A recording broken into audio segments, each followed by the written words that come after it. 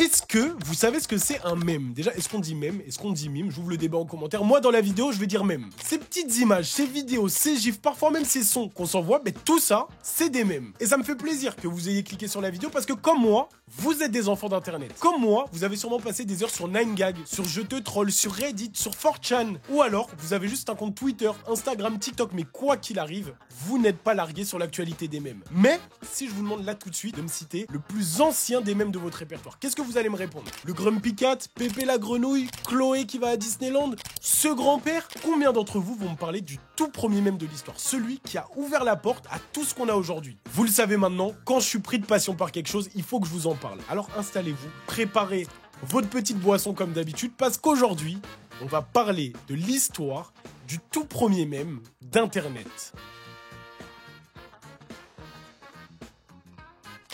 On est en 1984 dans l'Ohio aux États-Unis et à cette époque, il se passe beaucoup de choses. Apple vient de sortir son tout premier Macintosh, Mark Zuckerberg, le créateur de Facebook, vient de naître et Michael Jackson est à son prime grâce à son album Thriller qu'il a sorti 2 ans plus tôt. D'ailleurs, la vidéo sur Michael Jackson s'affiche là quelque part, je sais pas où, mais fallait que je le cale. Voilà, maintenant c'est fait, on n'en parle plus.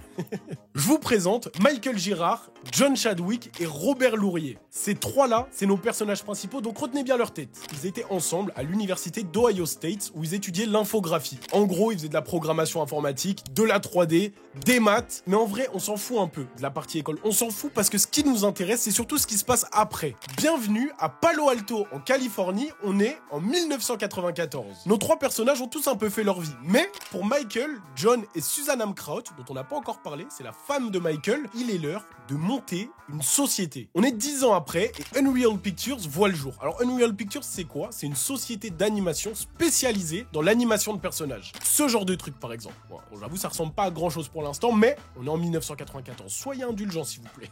Pour l'instant, c'est une petite boîte de jeunes passionnés qui passent leur journée à bosser sur des logiciels d'animation. Plein de logiciels et un en particulier que vous connaissez peut-être, 3D Studio Max. On va pas rentrer dans la fiche technique parce que c'est pas mon domaine, je m'y connais pas et je ne veux surtout pas m'attirer la foudre des gens qui s'y connaissent vraiment bien dedans. Mais vulgairement, 3D Studio Max, ça vous permet de modéliser et d'animer des objets en 3D. Voilà. GTA 3, GTA San Andreas et GTA Vice City, par exemple, ont été faits en partie sur 3D Studio Max. Voilà. On respire un peu, il y a des termes qu'on connaît là.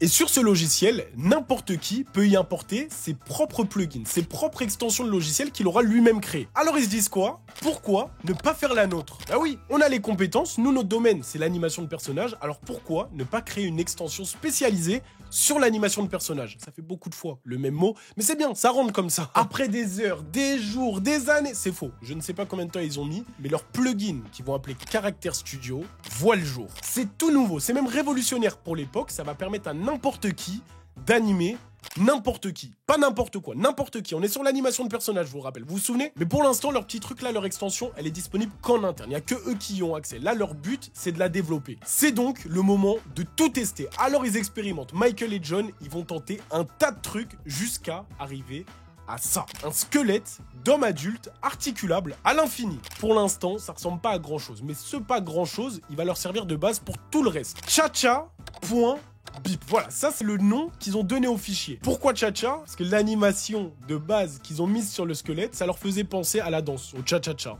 Voilà. 1, 2, cha-cha-cha. Ça va? D'ailleurs, je vous ai parlé d'un autre mec tout à l'heure, un troisième, Robert Lourier. Vous vous souvenez? Hello. Hello, how are you? Good, how are you? I'm good, thank you. Robert, lui, à ce moment-là, il bosse en freelance dans une autre boîte, chez Rhythm News. I was working at Rhythm and Hughes, but I took about 6 weeks off. C'est une boîte qui fait des effets spéciaux. C'est eux, par exemple, qui ont fait les effets spéciaux sur le live action des Pierres à Feu ou sur Ace Ventura 2 avec Jim Carrey. Pour lui, en vrai, tout va bien. Hein. Il aurait pu rester là-bas, mais un jour, Michael l'appelle. Ouais, Robert, ça dit quoi, grosse tête? Tu dates, toi? Viens bosser avec nous? Vas-y. They were working for a company called Autodesk to develop software, and they hired me to do animation samples for the software. So when it was going to be released, you would get a few samples. They asked me to do animation samples, like maybe 10, and these samples would be given to whoever buys the software. And the software had this capability that if you made an animation, like a little dance, you could then apply that dance to different three-dimensional models. Son taf, off à lui, c'est d'améliorer les mouvements de ce petit personnage. Parce que c'est bien beau, le cha-cha-cha, mais on va pas présenter que ça aux clients. Il nous faut d'autres animations. So the very first model was like an alien. It was this funny alien character, you know, like classic with the eyes. Michael did the original animation on like a stick figure. I took it and modified it to be more sexy. I saw it on a full human body. So I mean, you know, it was kind of sexy, and then he played guitar. And originally, I kept playing the animation on this alien. Et ça y est, c'est bon, on a tout. On a de quoi impressionner les grosses boîtes, on peut présenter le projet. Non, on va pas présenter ça, faut que les gens imaginent un petit peu ce qu'ils peuvent mettre dessus. Genre, je sais pas moi, un bébé. Un bébé. Ils ont acheté un bébé en ligne, numérique, pas un vrai bébé, attention. Et pour animer ce bébé, c'est le retour d'un dont on n'a pas parlé depuis longtemps. John, lui, sa tâche, ça va être de riguer, d'accrocher la structure du bébé au squelette. Donc ses mains, ses yeux, sa bouche, ses membres, c'est bizarre. On parle d'un bébé sur un squelette là, quand même, c'est bizarre. And so John sent me, I believe, sent me an image of the baby. Like he applied the animation to the baby. And then I applied the same animation to like a whole bunch of different characters. You know, like one was a chicken, one was a dinosaur. So there actually is an example of the dancing dinosaur, the dancing alien, but there was a bunch of them. And then there were several different animations. Another one was like a walking drunk or other types of animation. Mais ça y est, tout est prêt. Le logiciel est rempli, les animations sont là, le bébé et les autres sont tous là. En 1995, Character Studio est présenté et les gens voient pour la toute première fois le bébé. Character Studio combines the best of traditional keyframe animation with innovative inverse kinematics, point-and-click footstep sequence editing, and seamless motion capture import and motion blending. Vous trouvez ça bizarre? C'est drôle hein, parce que Michael et toute l'équipe d'Unreal Pictures se sont dit la même chose. On se désolidarise de ce projet de bébé. C'est trop chelou d'avoir un bébé aussi réaliste qui fait tous ses mouvements. So then when it got put onto the baby, it was kind of disturbing a little bit. Mais c'est trop tard, tout le monde l'a vu. Et il y a un mec en particulier qui s'est dit, c'est pas mal ce truc, mais on peut mieux faire. Et ce mec, c'est Ron Lucier. Vous le connaissez pas et c'est normal. Mais faut savoir que c'est un crack. Ron, à ce moment-là, il bosse chez LucasArts, le studio d'animation de Lucasfilm, la société de production de George Lucas qui fait les Star Wars. Et il a déjà un bagage très solide dans la 3D. Hein. Par exemple, c'était lui qui était le chef de l'équipe 3D sur le jeu Star Wars Rebel Assault. Et un jour, Ron, il s'est dit, je vais retaper ce bébé. C'est bizarre un peu les mots utilisés là pour le bébé. Donc il récupère le fichier, il se met sur 3D Studio Max et il l'améliore. Il se dit qu'en faisant ça, il pourra peut-être même convaincre ses collègues de chez LucasArts de passer sur 3D Studio Max parce que, les gars, regardez la puissance du logiciel. On est dans les années 90, je vous le rappelle. Donc pour leur montrer tout ça, il va envoyer la vidéo à ses collègues par mail. Et c'est drôle, mais la vidéo, elle va faire rire ses collègues. Donc ils vont à leur tour envoyer la vidéo par mail. On est au tout début du premier mème de l'histoire d'Internet. Il y a une vidéo qui fait rire les gens et qui se propage partout. Mais ce qui les fait pas rire, c'est de devoir télécharger la vidéo. On est dans les années 90, ça pèse une tonne et c'est relou à télécharger. Et à chaque problème, sa solution, John Woodell. Lui, comme tout le monde, il a reçu la vidéo, elle était lourde, c'était chiant, mais il a décidé de la convertir dans un format beaucoup plus léger, en GIF. Et là, c'est parti. Le bébé se retrouve dans toutes les boîtes mail, sur toutes les pages. Il commence, à l'échelle d'Internet à l'époque, à devenir un vrai phénomène viral. Mais il y a un mec qui a même pas la trentaine, il a même pas la vingtaine. Il vit chez ses parents, il découvre Internet, ses forums, et un jour, il tombe sur le fichier de base du Dancing Baby. Ce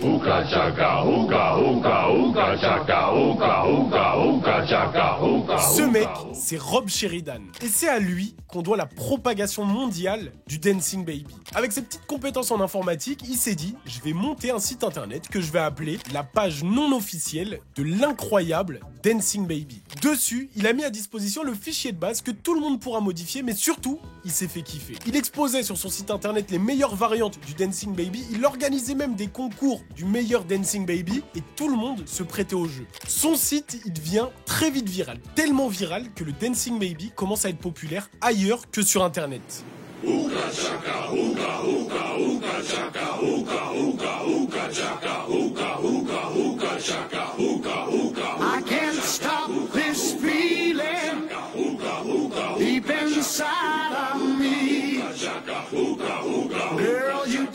Ce que vous venez venez de voir là, c'est un extrait d'un épisode d'Ally McBeal diffusé le 5 janvier 1998. Je pense que vous avez plus ou moins le même âge que moi et que Ally McBeal ça vous dit rien du tout. Mais attention, c'était très big. C'est 7 Emmy Awards, dont un pour le meilleur casting d'une série comique en 2001 et 4 Golden Globes, dont celui de la meilleure série comique en 1998. David Edward Kelly, le créateur de la série, était tombé sur le site de Rob et c'est à ce moment-là qu'il s'est dit ça pourrait être une bonne idée de mettre le Dancing Baby dans un épisode. Et à partir du moment où le Dancing Baby avait fait son apparition à la télé, c'était plus qu'une simple rêve réservée à une élite qui avait accès à Internet.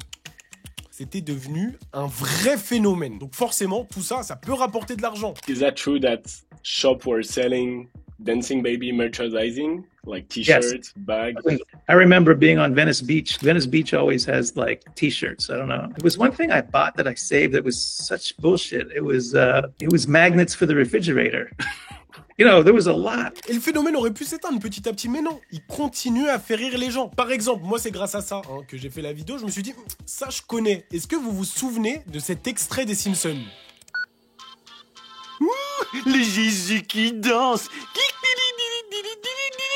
S'il y a une meilleure façon d'utiliser Internet, eh ben je l'ai pas trouvé. Même dans les avions, on passe le Dancing Baby. Voilà, on l'a aussi vu apparaître dans des pubs pour Meta ou dans le clip de Charlie XCX avec Troye Sivan. Encore une fois, voilà. Et là, vous vous demandez, mais il devient quoi le gros bébé Cadom? Et ben en 2022, la société HFT a approché Michael Girard pour faire du Dancing Baby un NFT. C'était la période où tout le monde faisait des NFT. Il a accepté, une collection de 7 NFT autour du Dancing Baby créé par différents artistes a vu le jour. D'ailleurs, il y en a même un qui a été fait par le créateur original du Nyan Cat.